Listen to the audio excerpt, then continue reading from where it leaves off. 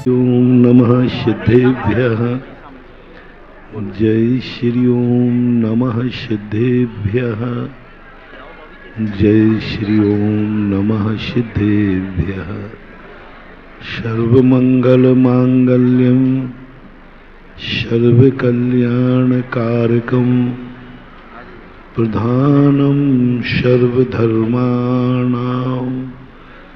जैनं जयतु शासनं। जैनं जयतु शासनं।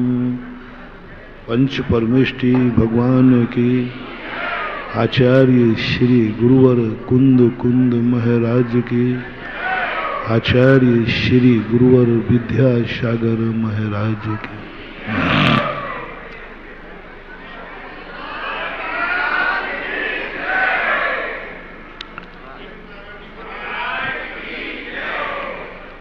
कल जिज्ञासा में एक प्रश्न आया था दैनिक प्रवचनों के आधार पर, क्योंकि ये जो अभी प्रवचन हुए हैं ये अनादि काल की बनी हुई विचारों पर बहुत बड़ा कुठाराघात हुआ है। आज तक किसी ने ऐसा घात किया नहीं था। आज तक किसी ने तुम्हारी इन धारणाओं को खतरनाक नहीं बताया था। हर व्यक्ति यही बताता है कि किमिक्षक वरदान और इच्छा पूर्ति ये हमारे लिए मिलते हैं तो शुभ हैं, अच्छे हैं, बहुत बढ़िया है। अभी तक सारा संसार यही मानता था। मुझे भी शामिल कर लेना। लेकिन जब मैंने शास्त्रों को पढ़ा, प्रथमान युग को पढ़ा, अनुभव की कसौटी पर कसा, तो मेरी भी आत्मा कांप गई। मैं भी कांप गया कि मैं तो अनादिकाल से यही चाह रहा हूं कि मुझे किमिक्षक वरदान मिल जाए, मैं जो सोचूं वो हो जाए। मैं भी यही चाहता था। कौन नहीं चाहेगा? कौन नहीं चाहेगा ये बात। लेकिन जब थोड़ा ज्ञान हुआ तो आत्मा कांप गई। आज तक हमारा इतनी मेहनत करने के बाद, इतने अच्छे कार्य करने के बाद, इतनी अच्छी जिंदगी जीने के बाद भी विफल क्यों हो रहा था? क्यों किस्मत साथ नहीं देती है? क्यों पग पग पर कांटे आते हैं? क्यों जिंदगी में वो हो जाता है जो हम करना नहीं चाहते? आपने देखा होगा अपनी जिंदगी को, 24 घंटे में आप जो मन में सोचना नहीं चाहते वही बातें दिमाग में आएंगी। बहुत लोग परेशान हैं। महाराज ऐसी ऐसी बुरी बातें ध्यान में आती हैं, वो अक्सर कर माला फेरते समय आती है ना। माला फेरे महाराज, कोई पूजा पाठ करें तो बस ये दिमाग पता नहीं इतना गुस्सा आता है। कई लोग तो अपने हाथ से अपना दिमाग फोड़ लेते हैं। इतने गंदे विचार आ जाते। क्यों? मन तो मेरा है ना,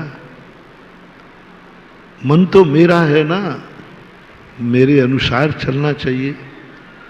मन को वही सोचना चाहिए जो मुझे अच्छा लगे, क्योंकि मेरा है। पराये व्यक्ति से तो हम उम्मीद नहीं रख सकते कि वो मेरे सुख के लिए सोचेगा। लेकिन मन तो सगा अपना है, सगा है, एकदम सगा है, जन्म से लेकर आए हैं। पर मन मेरी तरफ नहीं सोच रहा है,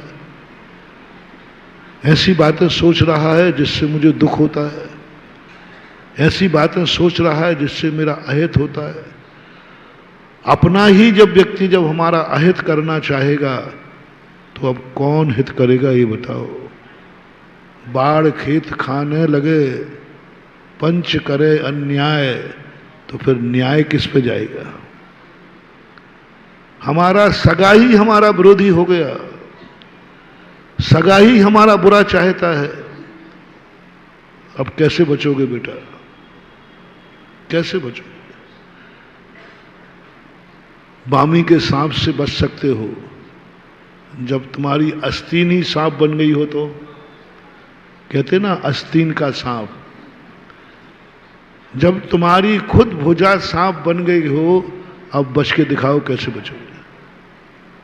बामी के सांप से बच सकते हैं, लेकिन आस्तीन के सांप से नहीं बच सकते। और अपनी हालत यही हो रही। पराये हमारा कुछ भी नहीं बिगाड़ सकते। कोई अपना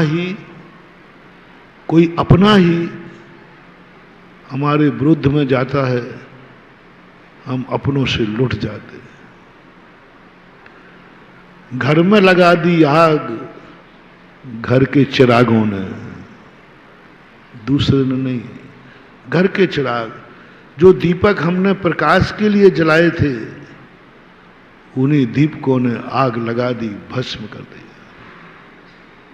कैसे बचोगे? माँ ही बेटे का दुश्मन बन जाए, बेटा कहां तक बचेगा? जिनके बल पर व्यक्ति जिंदगी जीता है, जन्मता है, जिस पर गर्व होता है, वही व्यक्ति हमारा दुश्मन बन जाता है। बर्बाद हो रहे हैं। परायों से नहीं, अपनों से बर्बाद है। और सबसे बड़ा बर्बाद कर रहा है हमें ये मन, जो हमारा खुद का है। सब लोग बोलो, मन तुम्हारा मन किसका है? पक्का है ना? नहीं कोई किराए मराए पे रखा हो, किसी से लिया हो लोन वोन पे? तो नहीं। मन एक ऐसी चीज है जो कभी दूसरे की हो ही, अपना खुद का मन है। और ये हमारे विरोध में खड़ा है, हमें उल्टे सोचता है। हित की बात नहीं, अहित की बात। जैसे तैसे मैं माला फेरने को मन मनाता हूं, और मन कहता है कि तुम माला फेरो, मैं बाजार में जाता हूं। कर में तो माला फिरे, मनवा फिरे बाजार। और ये किसी एक व्यक्ति की बात है कि अपन सबकी हालत है? बोल दो ना, सबकी हालत है। किसको अपना बनाने चले हो तुम? दुश्मन को? किसको बनाना चाहते हो? अपनी मुट्ठी में नचाना चाहते हो कि सारी दुनिया मेरी मुट्ठी में आए, सब व्यक्ति मेरे अनुसार चले, हम सारी दुनिया कठपुतली बन जाए। अरे सारी दुनिया को तो बाद में बस में करना, पहले अपने मन को बस में कर ले तो तुम्हें बहादुर जाने। क्या गजब की बात, क्या दुनिया भर की बातें हम सोचते हैं।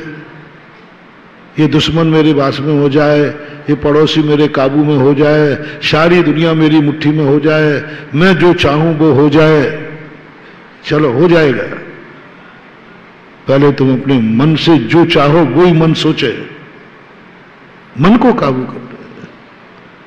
और एक बार मन काबू हो गया ना, तो वो भजन आता ना, मन की तरंगे मार ले, बस हो गया भजन, आदत बुरी सुधार ले, बस हो गया भजन।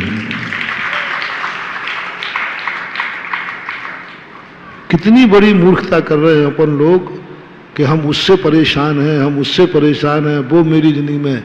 अरे सबसे बड़ा परेशान करने वाला तो तुम्हारा खुद का मन है।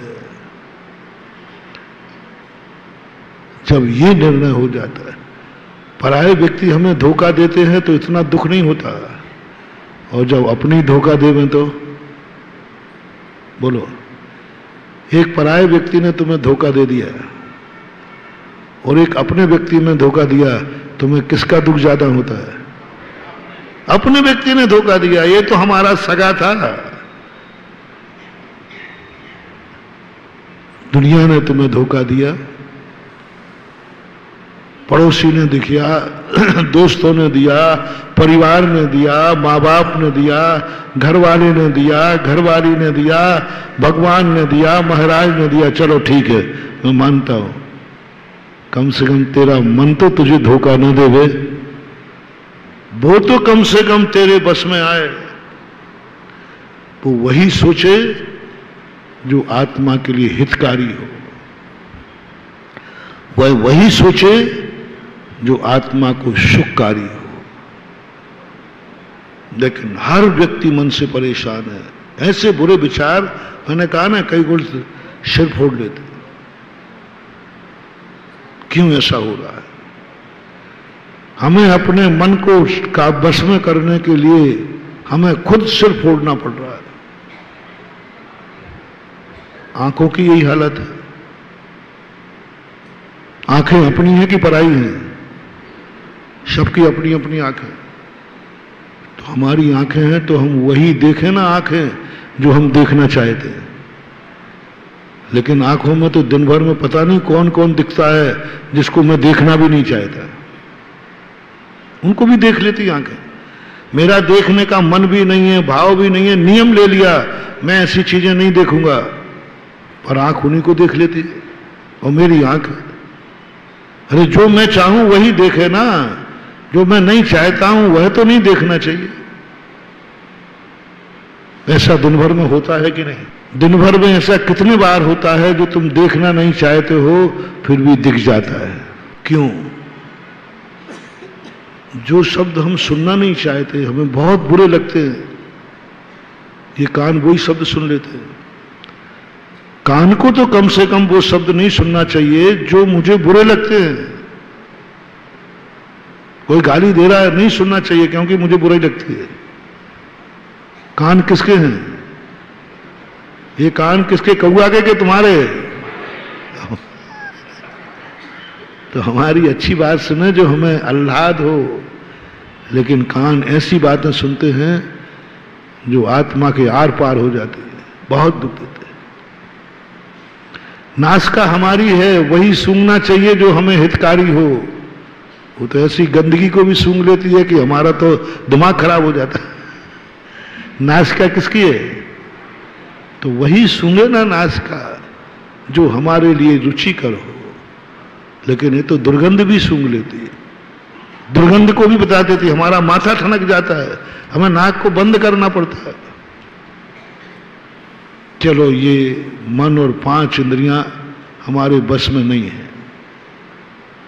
आंख खुलती है दिखेगा, कान खुले हैं रुई थोड़ी लगा लेंगे, नासिका खुली आएगी, चलो मुंह को ले लें।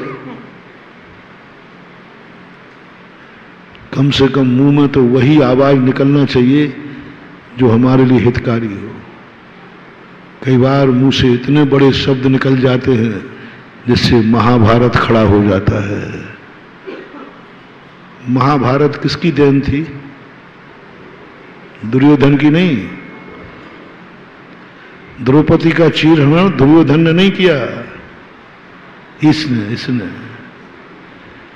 एक ही शब्द तो कहा था द्रौपदी ने, खतरनाक है मान हुआ ये जिब्बा, इसकी हड्डी मड्डी नहीं होती है जीभ में, लचीली है और स्वयं सेफ रहती है। स्वयं पूरे 32 कोठों में बंद है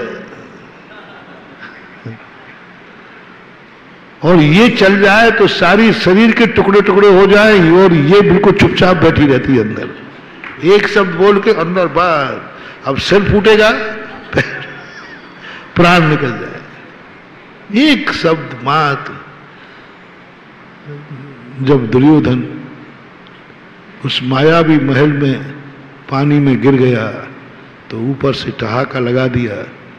द्रौपदी भाभी थी दुर्योधन की, भाभियों को मजाक करने की छूट है,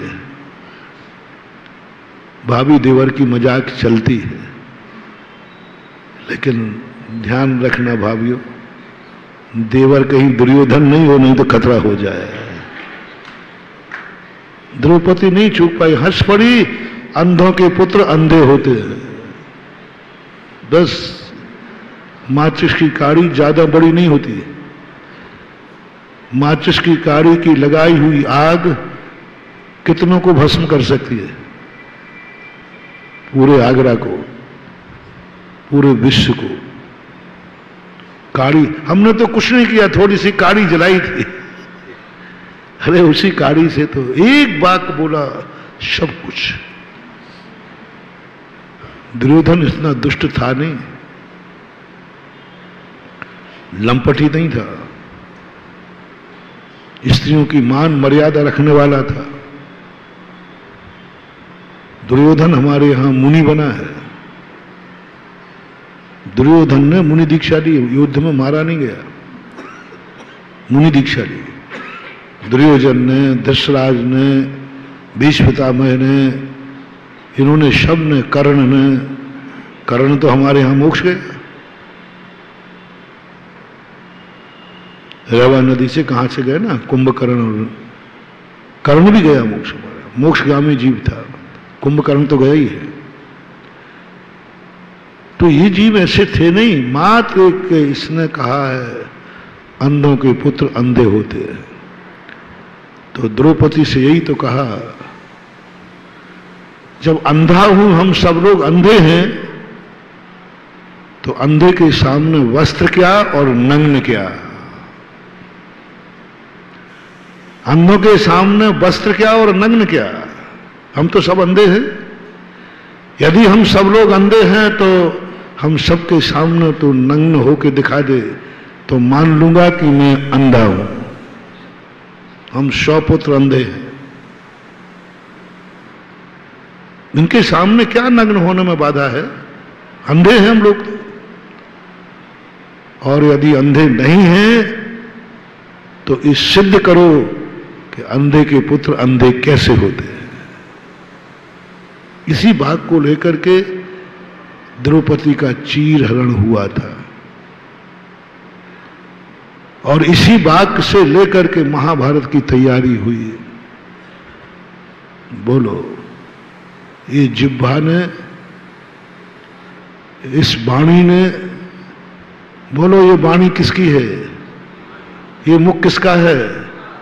हमारा मुख ही हमारे लिए विनाश का कारण बन गया। हमारी वाणी ही हमारा चीरण करा रही है, हमारी वाणी ही हमारे लिए संकटों में डाल रही है। कितने बार व्यक्ति अपनी बोली से संकट में पड़ जाता है। बहुत सारे लोग बहुत अच्छे होते हैं, लेकिन बस एक आध शब्द बोल देंगे महाभारत हो जाएगा। सब अच्छे वाणी और बाद में पछताते। द्रौपदी पश्चाताप किया, मैं गूंगी क्यों नहीं हो गई, मेरी जीभ क्यों नहीं कट गई। क्या आलोचना की है द्रौपदी ने, बहुत आलोचना। मेरी बुद्धि मारी गई थी कि मैंने ऐसा शब्द बोला। अरे मैं नहीं समझ पाए कि दुर्योधन तो है, लेकिन दुर्योधन है इसका नाम, ये नहीं समझ पाएगा। द्रौपदी पूरी जिंदगी भर पछताताप किया। जब द्रौपदी के पुत्र मारे गए तब द्रौपदी का, उसने नहीं कोसा दुर्योधन को, वो अपने आप को कोसती है। जब महाभारत में हर दिन कोई मरने की बात सुनी, जब पंचाल नरेश का मरण हुआ पांडवों की तरफ से, द्रौपदी की आलोचना देखो। द्रौपदी का भाई जब मारा गया तब आलोचना देखो, हर बार अपनी आलोचना। महानुभाव, वाणी अपनी है, अपने मुख से वही शब्द क्यों नहीं निकलता जो हमारे लिए हितकारी हो? निकल जाता है, पता ही नहीं चलता। सब कुछ ऐसे ही हो रहा है।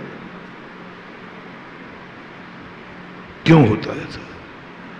अपने पराये क्यों होते हैं? अपने बेगाने क्यों हो जाते हैं? अपनी दीपक से आग क्यों लगती है? हमारी जिंदगी में जो कुछ हमें मिला, यही हमारे विनाश का कारण क्यों बनता है? धन तुमने कमाया है, 1 नंबर कमाई है, वही धन तुम्हें नरक ले जा रहा है। तुम्हारा 1 नंबर का धन तुम्हारे नाक कान काट रहा है। तुम्हारी धन की कमाई तुम्हारे घर का विनाश का कारण बन रही है। तुम्हारा धन है, और वही धन तुम्हें मौत का कारण बन गया। बोलो महानुभाव, धन जो तुमने कमाया था सुख के लिए कि दुख के लिए, जीने के लिए कि मरने के लिए, वही धन के कारण तुम्हारी मौत हो सकती है कि नहीं? कोई चोर डाकू, तुम पैसा लेके जा रहे हो, उसने पैसे के लिए तुम्हारी मौत हो सकती है। राजस्थान में एक मौत हुई, पूरे परिवार की एक महिला नहीं बची। कमाई अच्छी थी, कोई पापी नहीं, अच्छा कमाई करने वाला था, एक नंबर की कमाई थी, कोई बेईमानी कमाई नहीं थी, लेकिन पुण्य इतना था, इतना पुण्य था कि कभी उसने जिंदगी में घाटा नहीं देखा, कभी उसने अपनी जिंदगी में उतार नहीं देखा।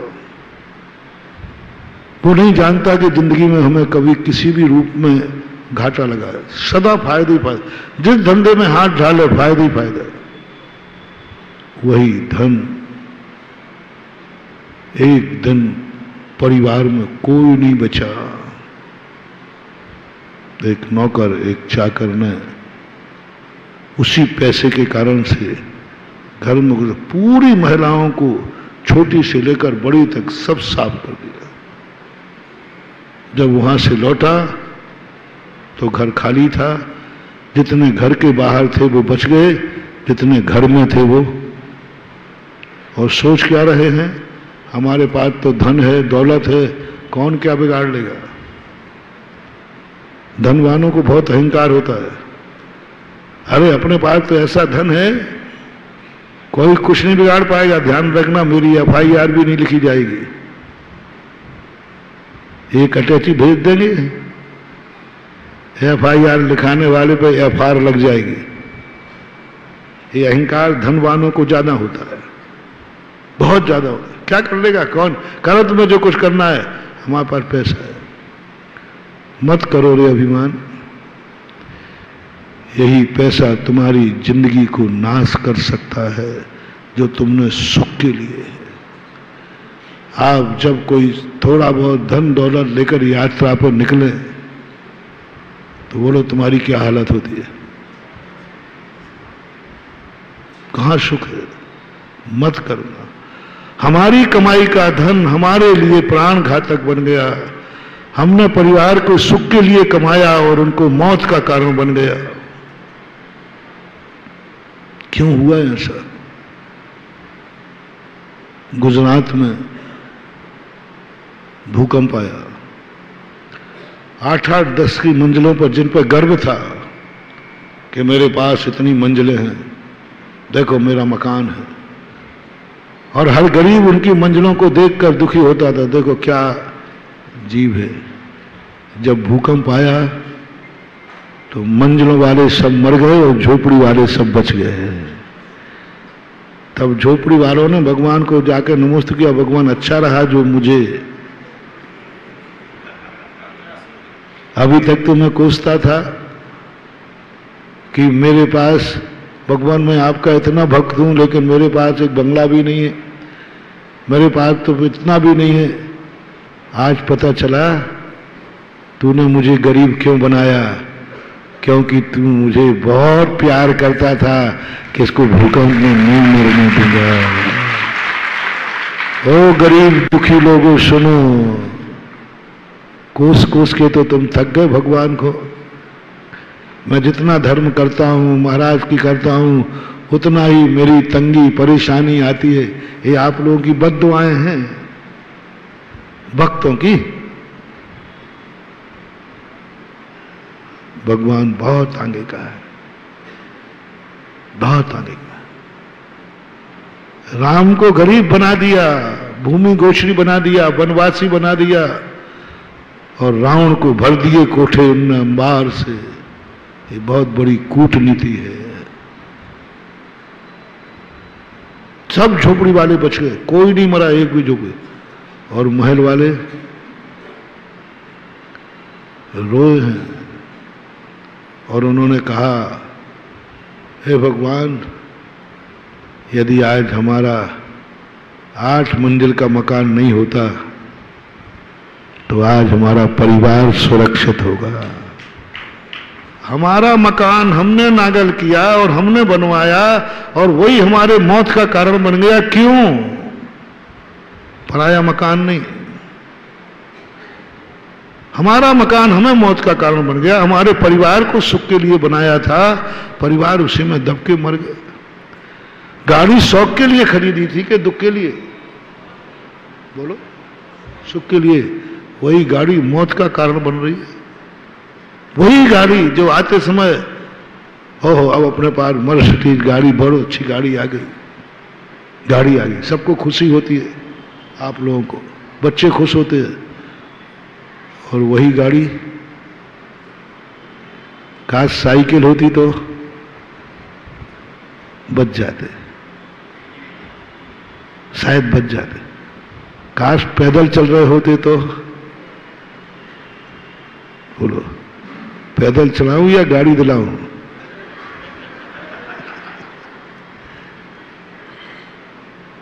बस गाड़ी का तुम आश्वासन ले लो कि ये गाड़ी हमारे लिए कभी दुख का कारण नहीं बनेगी।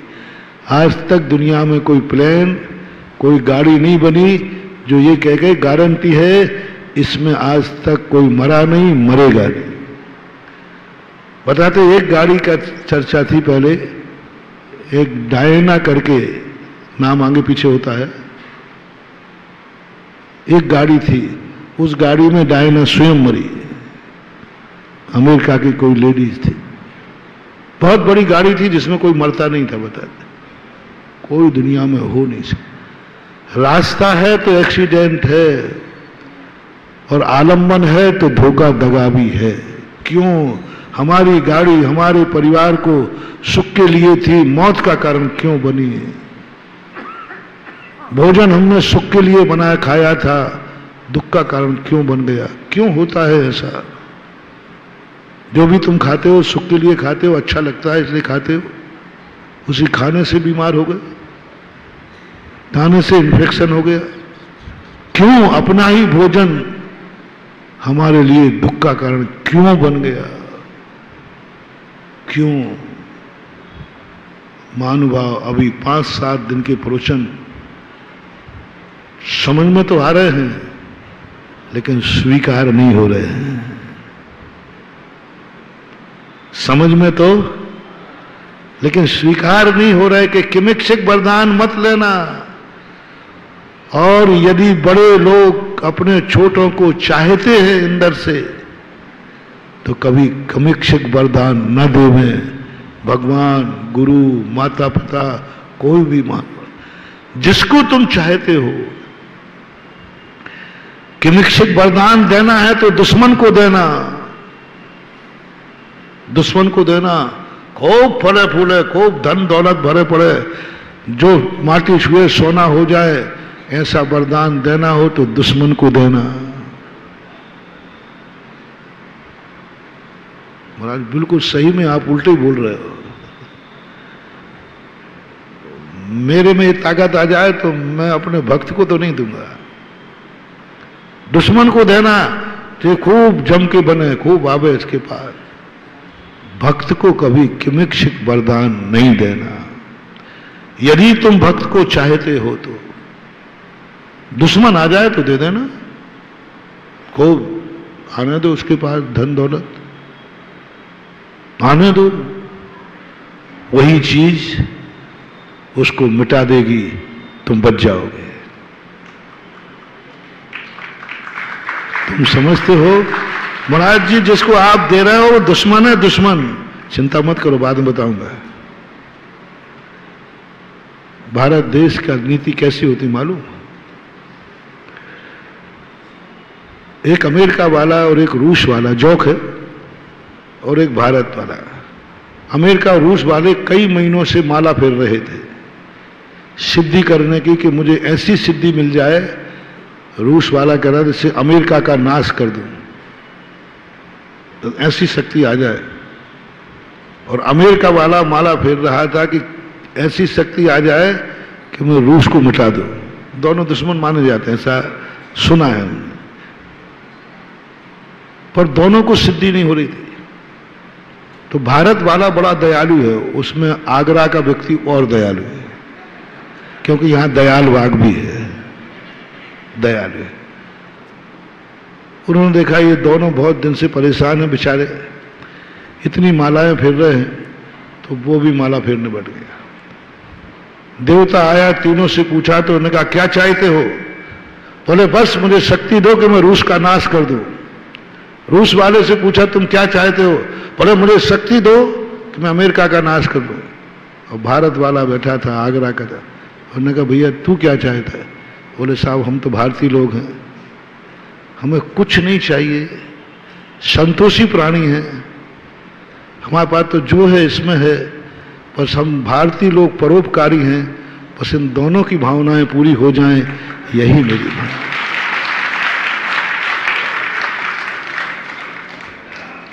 मुझे कुछ नहीं चाहिए, इन दोनों की भावनाएं पूरी हो जाएं, यही वरदान। देवता कहता है ये तो बड़ा परोपकारी है, और थोड़ी बार अरे नहीं ये तो मामला और गड़बड़ है, वो तो एक एक को मिटाना चाह रहा है, ये तो, और फिर भी क्या मिल रहा है? अरे अपन तो महाराज ये लोग दोनों बहुत दिन से परेशान थे, बस इन दोनों की भावनाएं पूरी हो जाए, यही मेरी भावना है। मुनि महाराज ने पहले ही देख लिया, उससे मुझे लगा, सुन रहे हो ना जोड़ियों के गुलाम, स्त्री के पीछे पावरफुल शक्ति छुपी है माता की। तुम समझते हो ये पत्नी मेरी है, मेरे लिए समर्पित है, पत्नित्व मातृत्व से ज्यादा वजनदार है। अच्छी स्त्री की बात कर रहा हूं, एक भारतीय नारी की बात कर रहा हूं। पति बनने से ज्यादा सुख भारतीय नारी को माता बनने में है, और बल्कि वो माता बनने के लिए ही पत्नी बनती है, क्योंकि पत्नी बनते समय तो पुजारन बनती है, और माता बनते समय पूज्य बन जाती है। पत्नी बनने का अर्थ पुजारन। जब शादी होके आती ना वो नई दुल्हन, पैर छू छू करके उसकी कमर दुख जाती है, ये तेरी सासू माँ है, ये काकी सास है, ये फुआ सास है, ये मौसी सास है, बेचारी पाए लागे पाए लागे, कोई नहीं पूछता पुजारी। और जब माता बनती है तो पूज्य बन जाती है। बेटा तुम्हारे यहां जन्म नहीं लेता है, तुम्हें पूज्य बनाता है मां, मैं पूछूंगा पूजनी माता श्री। पूज्य बनना है। हर नारी के पीछे मातृत्व सबसे ज्यादा वजनदार है, और स्वीकार किया मां का। इसलिए मेरा हर नारी से कहना है, हर पुरुष से कहना है, माता पिता बनने के बाद अब तुम्हारी जिंदगी नहीं, मौज मस्ती का भेष नहीं, मौज मस्ती की सेल्फी नहीं, मौज मस्ती की ऊटी कौन सा घूमना नहीं। अब मां बन के बाजार में निकलो, हम मां हैं, नारी बन के नहीं। मां बनने के बाद बाजार में निकलेगी तो मां के भेष में निकलेगी, नारी के भेष में नहीं। उसकी नजर मां का रूप होना चाहिए, उसकी हर क्रिया मां का रूप होना चाहिए। भोजन भी मां की क्रिया। घूमने जाएगी तो मां कहां घूम सकती वहां जाएगी, नारी कहां घूमती है वहां नहीं जाएगी। सच्ची माता। माता को कहां घूमना चाहिए, माता को कहां जाना चाहिए? बेटे के साथ। वहां तुम जाओ जहां बेटे को साथ ले जा सको, वह देखो जो बेटे के साथ देख सको, वह सुनो जो बेटे के साथ सुन सको, वहां घूमो जहां बेटा साथ में घुमा सको, वह खाओ जो बेटे के साथ खा सको। सुन रहे हो रे माता पिता दोनों, बेटे के साथ तुम्हारी जिंदगी होना चाहिए। अब जब कुछ बेटे के लिए होगा, 24 घंटे हर क्रिया में इसका बेटे के ऊपर क्या प्रभाव पड़ेगा। महापुराण पूज्य जिनसेन स्वामी महाराज ने 53 क्रियाओं में जो वर्णन किया, गजब का वर्णन उन्होंने खत्म कर दिया। तुम अब दंपति रहे ही नहीं, तुम अपने आप को माता पिता मानो, माता पिता के कार्य में रहो। अब दंपति का भाव छोड़ दो, अब बेटा बिटिया का हित किसमें है, वो कार्य करो। अब तुम्हें अभिषेक करने आना है, तुम्हारे लिए नहीं, बेटे के लिए। जिनसेन स्वामी कहते हैं उसके पहले तुम अभिषेक करो या नहीं करो मैं नहीं बोलूंगा, तुम्हें जहां जाना है करो तो करो, जो खाना है तो खाओ, जो मरना है सो मरो, भाड़ में जाना है तो भाड़ में जाओ, मुझे कोई लेना देना नहीं। लेकिन मैं करुणा कर रहा हूं, यदि तुम माता पिता बन गए हो तो सुबह धोती दुपट्टा पहन लो, अपने खातिर नहीं बेटी के खातिर अभिषेक करने आ जाओ। बेटे हजारों आशीर्वाद हम तुम्हारे बेटे को दें, लो तुम्हारे इसलिए कह रहा हूं करुणा करके कि मुझे तुम्हारे बेटे के मंगल करने के लिए 1000 बार आशीर्वाद देना पड़ेगा। वो भी जरूरी नहीं कि हो जाए, शायद 2000 हो जाए, 1 लाख हो जाए, इतने आशीर्वाद दूंगा तब बेटे का मंगल हो जाए। एक बहुत सरल सस्ता मंगल बता रहा हूं। पिता स्वयं अभिषेक करके अपने हाथ में गंधोदक लेके अपने बेटा बिटिया के माथे पर लगा दे, 1000 मुनियों के आशीर्वाद से ज्यादा पावरफुल होता है पिता का हाथ। 1000 साधु के आशीर्वाद और पिता का गंधोदक जो स्वयं बनाया है हाथ में लिया, ले जाओ घर, पालने में पड़े हुए बच्चे को 8 साल लगा दो बस। कितने साल? तुम्हारे लिए नहीं कह रहा हूं, तुम्हें तो जहां जाना है पधारो, तुमसे हमें कोई लेना देना नहीं है। बस मेरा हर पिता से ये कहना है, बेटे के खातिर नाम लाओ। मैं तो मंदिर आने वाला था नहीं, मुझे नहीं सुहाती है, मुझे अभिषेक में मन नहीं लगता है, कोई बात नहीं। फिर क्यों आ रहे हो? अरे वो महाराज ने कहा बेटे से मुझे बहुत प्यार है, बस इतना सा कह देना, बस आओ बेटे के खातिर आओ कि गंधोदक बना के मैं अपने बेटा बिटिया को पालने में जाकर माथे से लगा दो। महानुभाव 8 साल लगा दो, बेटे की पूरी जिंदगी मंगलमय हो जाएगी, जिंदगी का सगुन हो जाएगा। बेटे के लिए क्या करती मृगी जब प्राण दे देती है बेटे को, मैं तो तुमसे बेटे के खातिर अभिषेक ही करा रहा हूं। मृगी क्या दे रही है बेटे के लिए? प्रीत्यात्म वीरम विचार मृगी मृगम ना भेति किम निज शिशो परिपाल। अपने बेटे के लिए विचार किए बिना मृगराज के सामने आ जाती है। हम तुम्हें बेटे खातिर शेर के सामने तो नहीं भेज रहे हैं? बोलो बोलो, मैं शेर के सामने तो नहीं बोल। महाराज आप ही तो शेर हो, कहूं थोड़ी हो आप। कह दो अरे मूर्ख, मैं वो शेर हूं, तुम्हें खाऊंगा नहीं, तुम्हें अमर करने का रास्ता बताऊंगा, इसलिए कहा आ जाओ बेटे के खातिर। महिलाएं भेजो अपने पतियों को मंदिर, उनके खातिर नहीं, कहना बेटे के खातिर। बेटे के खातिर, यदि बेटे से तुम्हें प्यार है। अब मैं ये बात कहता हूं, किन किन को अपने बेटे प्यारे हैं? बेटे प्यारे नहीं हो तो सुन लो कान को, वो भी कहानी सुनाऊंगा। एक बार वैष्णव दर्शन में आया कि पार्वती जी ने 2 पुतले बना के रख लिए कि कोई भी अंदर नहीं आ पाए। महादेव जी बाहर गए थे तो उनको लौटने का कोई समय नहीं था। पार्वती अकेली थी तो उन्होंने 2 पुतले बना दिए चौकीदार बना करके, कोई अंदर नहीं आना चाहिए। लेकिन एकदम महादेव आ गए वहां बीच में जल्दी, तो उन दोनों पुतलों ने कहा अंदर नहीं जा सकते आप। अब महादेव तो महादेव है, उन्होंने त्रिशूल उठाया और मार दिया। मेरे घर में मुझे कोई रोक रहा है? जब अंदर जाके देखा तो बोले तुमने क्या कर दिया? ये तो मैंने बनाए थे, अब इनका क्या होगा? तो महादेव कहते अब क्या होगा? अब उसको जिंदा करो।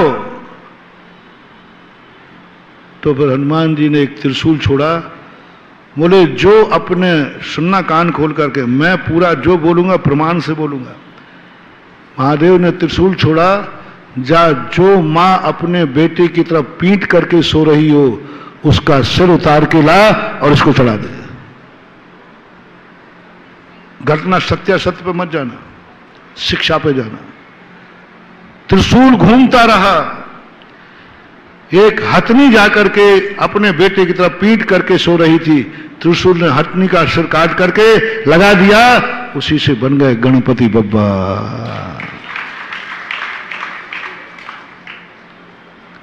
क्या संदेशा दिया वहां उन्होंने? किसी बेटे को मत मारना।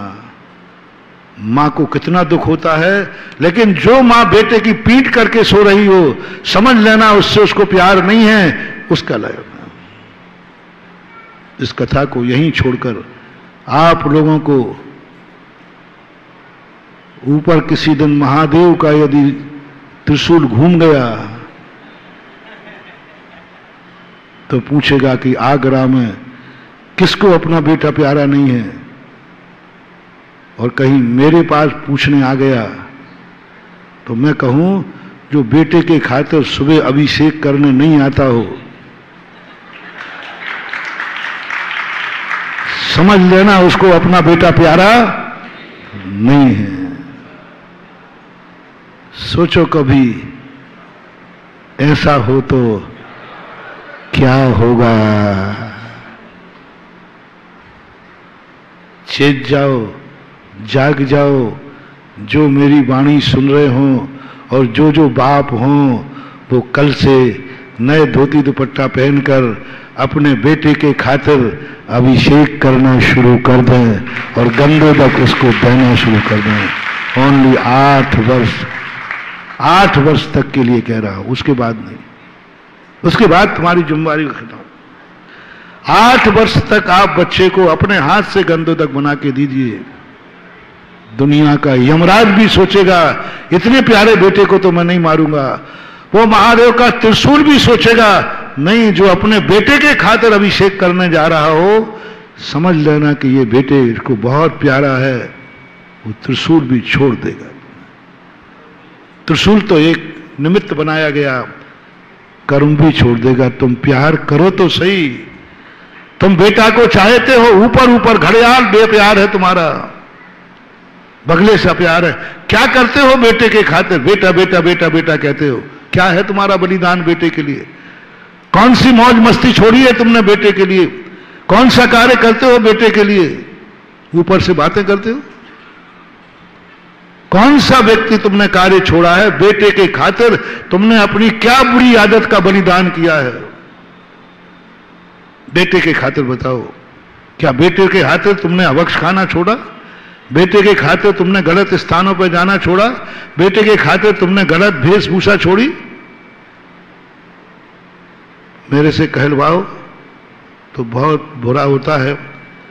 आज दादियां भी ऐसी लगती हैं, बाजारों में घूमती हैं, जब वो उनके भेष में कि छोरी तो कम श्रृंगार करेगी ये दादियां।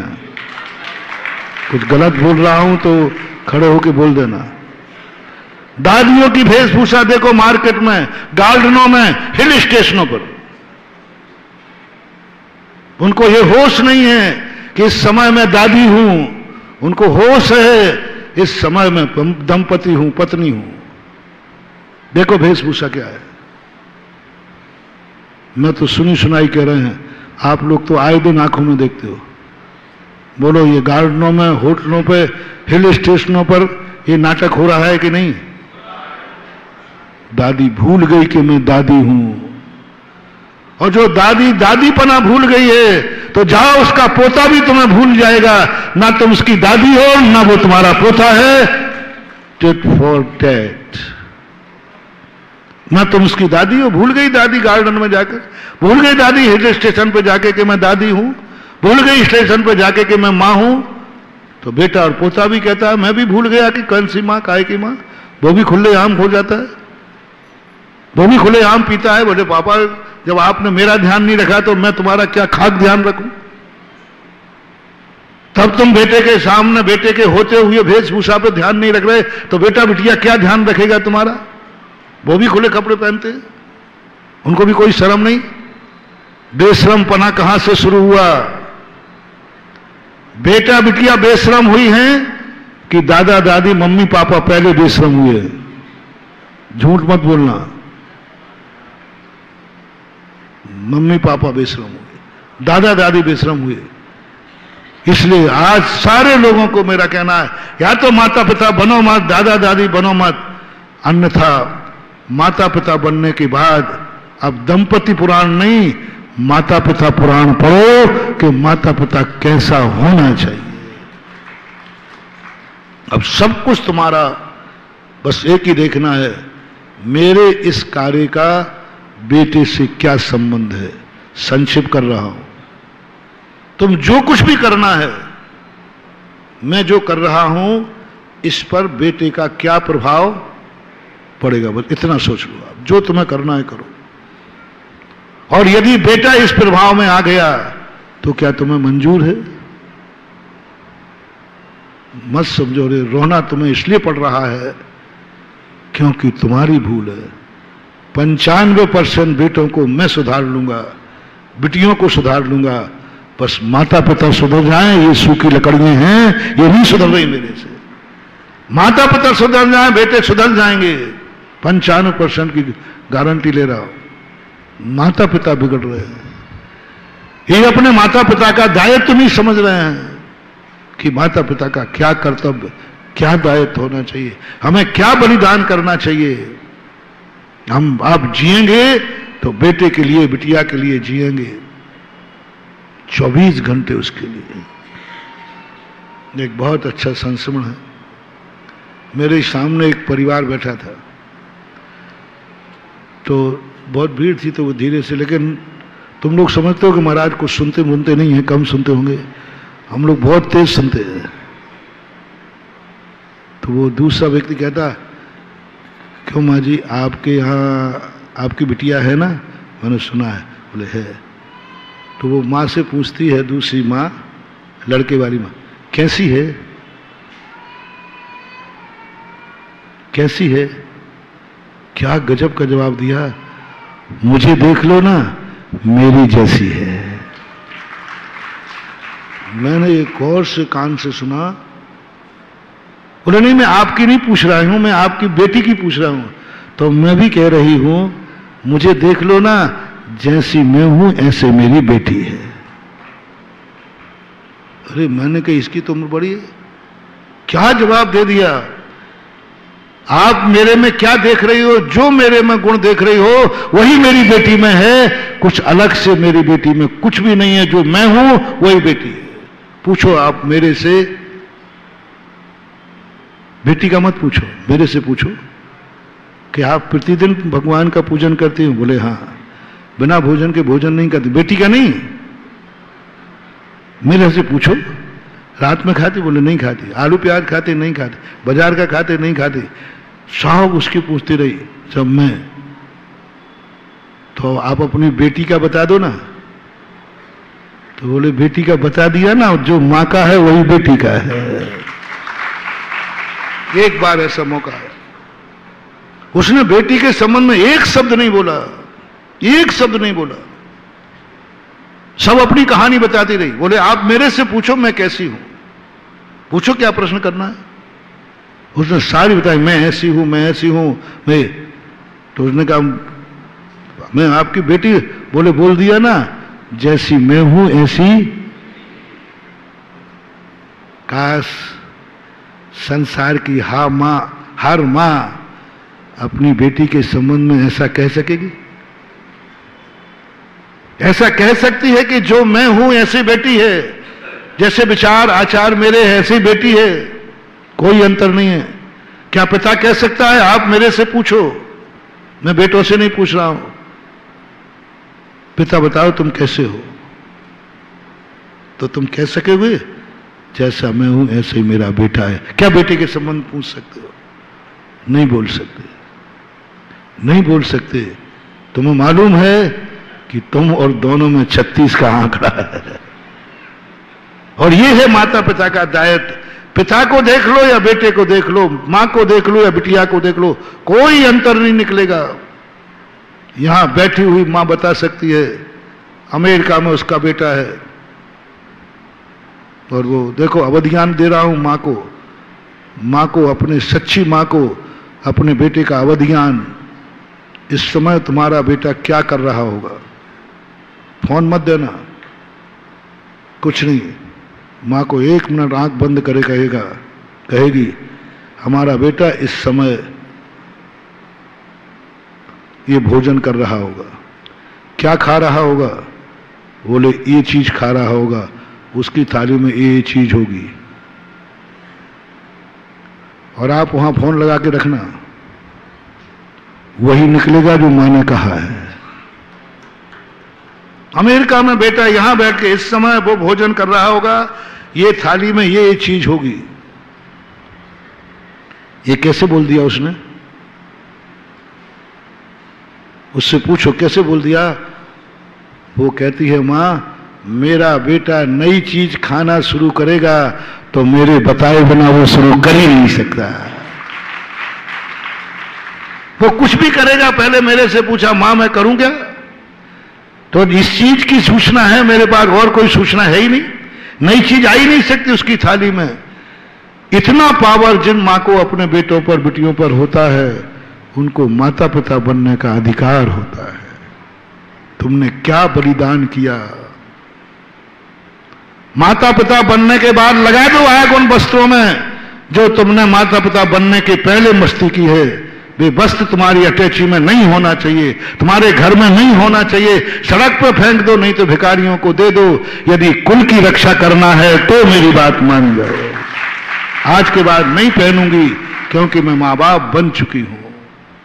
आज के बाद ये नहीं खाया जाएगा, नहीं पिया जाएगा। आज के बाद जो कुछ भी होगा बेटे बिटिया के साथ होगा। वो अलग नहीं सोएगा, बेटा बिटिया हमारे साथ सोएगा। हमें उसको देना है एनर्जी। और तुमने क्या करना है?